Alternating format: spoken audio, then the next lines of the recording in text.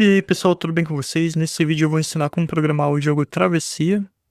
E esse jogo Travessia a gente está atravessando um rio. Então, o nosso personagem é o sapo, aqui embaixo. Eu já vou me deslocar aqui para a direita para ficar mais fácil para ir para uma próxima plataforma. E o objetivo desse jogo é você chegar do outro lado do rio sem cair na água. Então, aqui eu não consegui. Quando você sai da tela, você reseta a posição. Eu vou tentar novamente aqui só para demonstrar chegar no final. Como vocês podem ver aqui, não é uma tarefa muito fácil. Vamos tentar de novo. Subir na tartaruga é um pouco difícil, porque é uma área um pouco menor ali. Mas pelo jeito aqui a gente vai conseguir. E a gente chegou no outro lado do rio. Se você quiser resetar agora o jogo, é só apertar R que a gente volta para a parte de baixo novamente. E o jogo de hoje é esse, é um jogo mais simples, então sem mais delongas vamos para o código.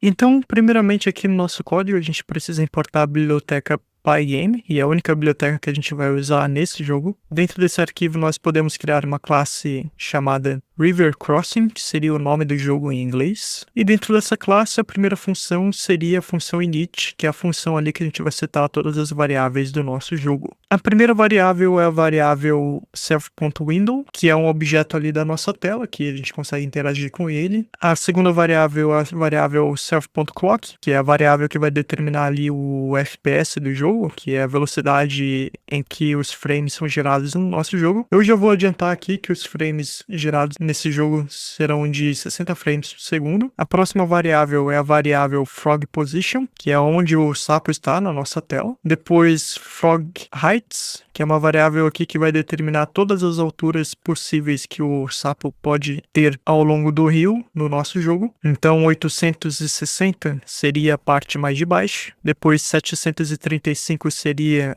essa primeira vitória régia aqui, e assim por diante, vai seguindo na ordem. Então o próximo seria o tronco de árvore, depois a tartaruga, e assim até chegar no outro lado do rio. Nós temos uma outra variável, que é a variável row of platforms, que é a variável aqui que vai conter todas as posições das plataformas no nosso jogo. Isso aqui é explicado melhor em um outro slide, mas são as posições de todas as plataformas no nosso jogo. E depois nós temos as imagens que são colocadas no nosso jogo. Então temos a imagem do sapo, que é esse sapo rosa, o background, que é o fundo da nossa tela, que seria apenas o rio e as margens, a imagem plant, que seria a vitória régia, a imagem tree trunk, que seria o tronco de árvore, e a imagem turtle, que é a tartaruga. E aqui embaixo, as últimas 5 linhas aqui da função init, é um transform da imagem para poder deixar ela do tamanho correto e salvar em uma variável self da função init. Então, o sapo, ele tem um tamanho de 60 pixels por 60 pixels, o background é todo o tamanho da nossa tela, então é 900 pixels de largura e 935 pixels de altura. A vitória régia é 100 pixels por 100 pixels. O tronco é 300 pixels por 100 pixels. E a tartaruga é 120 pixels por 100 pixels de altura. Aqui eu já estou trazendo a declaração da nossa classe em uma variável chamada jogo, aqui em cima, e o loop que contém todas as funções para o nosso jogo poder funcionar. Então, todas as funções que estão com jogo ponto na frente, vocês podem deixar comentado de início, e à medida que vocês forem escrevendo as funções do jogo, vocês podem descomentando as funções que vocês inserirem no código, e assim ver como que funciona cada função ao decorrer aqui do vídeo. Só tentando que aqui em cima tem uma função, que é a função jogo.move, que é quando a gente pressiona uma tecla do nosso teclado para poder movimentar o sapo. Então tem uma função aqui em cima e as outras funções estão aqui embaixo. A primeira função do nosso jogo é a função clear window, e essa é uma função bem simples. Aqui, quando a gente quer desenhar um novo frame na nossa tela do jogo, a gente precisa apagar o frame anterior. E a gente faz isso colocando a imagem do background em cima do desenho que já existe no nosso jogo. Então, ao rodar essa função, a gente tem um frame novo, e vamos dizer assim que esse frame frame está em branco. Ele não tem ali a posição do sapo e a posição das plataformas. Então, com essa tela aqui, a gente consegue desenhar um novo frame do nosso jogo. A próxima função é a função Rendering Platforms, e é uma função aqui que funciona em conjunto com a variável Rows of Platforms. Então, o que acontece nessa função é que a gente percorre toda essa matriz aqui do Row Platforms, e à medida que o loop vai avançando aqui na matriz, a gente vai sabendo as posições de cada plataforma. Então, a primeira linha da plataforma seria essa primeira linha das vitórias régias, e aqui eu destaquei a posição da primeira vitória régia, que é na posição 0. Então, a primeira vitória régia, ela tá aqui com a imagem em x igual a 0. Assim segue para as outras linhas do nosso jogo também. Então, a segunda linha da nossa matriz seria a linha aqui onde estão as tartarugas, e eu marquei a posição da segunda tartaruga. E aqui eu acho que vocês já entenderam a lógica. Então, por exemplo, na última fileira, nós temos aqui a posição das vitórias régias que estão logo à frente do sapo. E aqui na função, o que acontece é que a gente verifica aqui qual altura dessa matriz a gente está, para poder saber qual imagem a gente vai utilizar na posição da plataforma que está sendo trazida aqui, na variável Rows of Platforms. E é assim que a gente posiciona as imagens das plataformas nesse jogo. A próxima função é a função Compare Platforms Index to Frog Height Index, e é uma função aqui que eu criei para poder dar um apoio no resto do código. Então aqui eu estou trazendo a numeração do index das plataformas com relação àquela variável que a gente viu no slide anterior, onde a gente tem a posição de cada plataforma. Então o index seria as alturas de cada matriz interna dessa variável. Então voltando aqui, essa primeira linha seria o index 0, depois o index 1, 2, 3, 4, 5, até o index 6. E é o que eu estou trazendo aqui. Então inicia aqui o index 0, o index 1, 2, 3, até o 6. E eu coloquei aqui do lado de cada linha das plataformas do nosso rio aqui. E o segundo index vem de uma variável que tem as alturas que o sapo pode ter dentro do nosso jogo, que é essa variável aqui, Frog's Height, da nossa função init. Então a gente tem o index 1, que seria a primeira altura que o sapo pode ter, que é logo aqui embaixo. Depois, quando ele está na primeira fileira de plataformas, que seria essa primeira fileira de vitórias régias. Depois o index 2, que seria o tronco, e assim por diante. Então o index 0 seria aqui o lado do rio que o sapo inicializa o jogo. Depois o index 1 seria a primeira linha aqui de plataformas, que é a vitória régia. Depois o tronco, que é o index 2, até o index 7. E o que a gente quer fazer nessa função é dar um match aqui entre os index dessas duas variáveis. Então o index 0 é correspondente ao index 7 da outra variável, o 2 ao 5 e o 6 ao 1, como por exemplo. E quando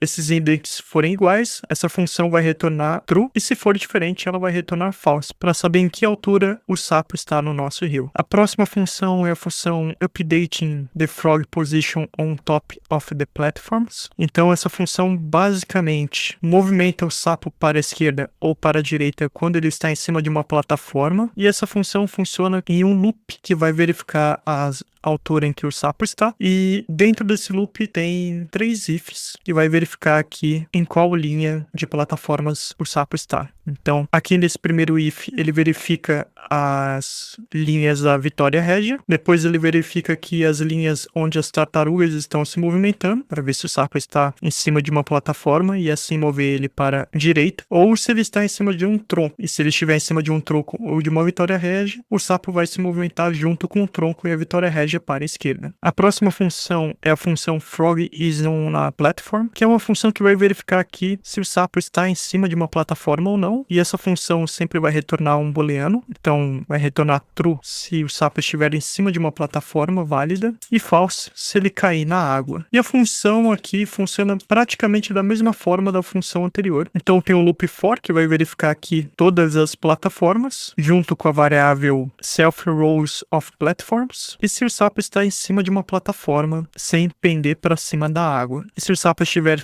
seguramente em cima de uma plataforma, a função vai retornar true, validando aqui a nossa pergunta da função. A próxima função é a função resetFrogPosition, que é uma função que vai verificar ali se o sapo caiu na água. Se o sapo caiu na água, a gente precisa resetar a posição dele para a posição inicial do jogo. E é isso que a gente está fazendo aqui nesse if da função. Então, se a resposta da função frog is on a platform for igual a false, então a gente vai resetar a posição do sapo para o centro da tela, na parte de baixo. A próxima função é a função renderingFrog, que é uma função bem simples também. A gente só está posicionando a imagem do sapo no local que o sapo deveria estar aparecendo. Então a gente utiliza a variável self.frogPosition para poder colocar a imagem no lugar certo. Então vemos aqui que a posição 0 da matriz, que é a posição X do sapo, está aqui. E a posição Y, que é a posição do index 1 dessa matriz, está no local do parâmetro Y no posicionamento dessa imagem. E assim a gente tem o sapo posicionado no local correto na nossa tela.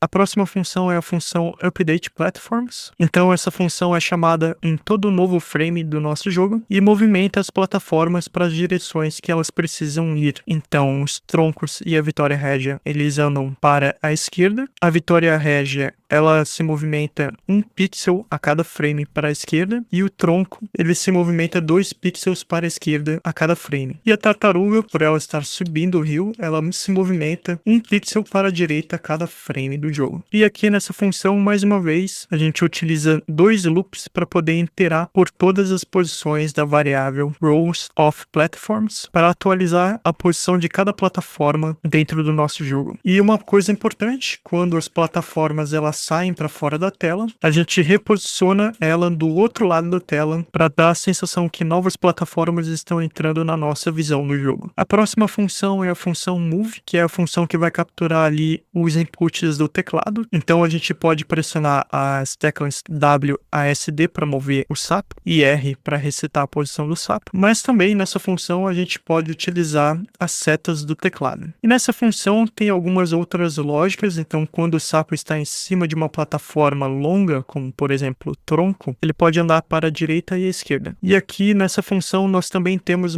algumas verificações. Então quando o sapo estiver em cima de uma plataforma pequena ou na beira de uma plataforma grande e quiser se movimentar para a direita nesse caso, e a próxima posição que ele for ocupar na direita for a água, então ele não vai se movimentar, ele não vai cair na água acidentalmente, ele vai apenas não se movimentar para a direita. E aqui no final da função nós temos a verificação quando a gente clica na tecla R e a gente vai reposicionar a posição do sapo para a posição inicial aqui do jogo, a parte de baixo, bem no centro da tela. Bom pessoal, esse jogo foi bem curto, é um tutorial mais curto para quem quer aprender um jogo mais simples. Aqui nesse slide eu só estou trazendo o update aqui do repositório do GitHub, do canal. Então hoje nós estamos aqui com 15 estrelas para o repositório. Se vocês quiserem me dar uma estrela no repositório, eu ia ficar bem feliz, porque daí eu conseguiria alcançar o badge de 16 estrelas para o repositório, que é o badge que é um gato com olhos de estrela, que é uma conquista aqui no GitHub para quando as pessoas gostam de um trabalho aqui no GitHub, como por exemplo os jogos que eu faço aqui no canal do YouTube. Então se vocês quiserem me ajudar, a única coisa que vocês precisam é ter uma conta no GitHub para poder dar uma estrela aqui no repositório, e para dar uma estrela pro repositório é só clicar nesse botão estar aqui no canto direito da tela. Bom pessoal, por esse vídeo era isso. Se vocês gostaram do vídeo, por favor, podem deixar o joinha de vocês. Se vocês tiverem ideias de novos jogos aqui pro canal, vocês podem deixar a ideia de vocês aqui nos comentários do vídeo, que com certeza eu vou estar olhando e respondendo. Para esse vídeo era isso. Muito obrigado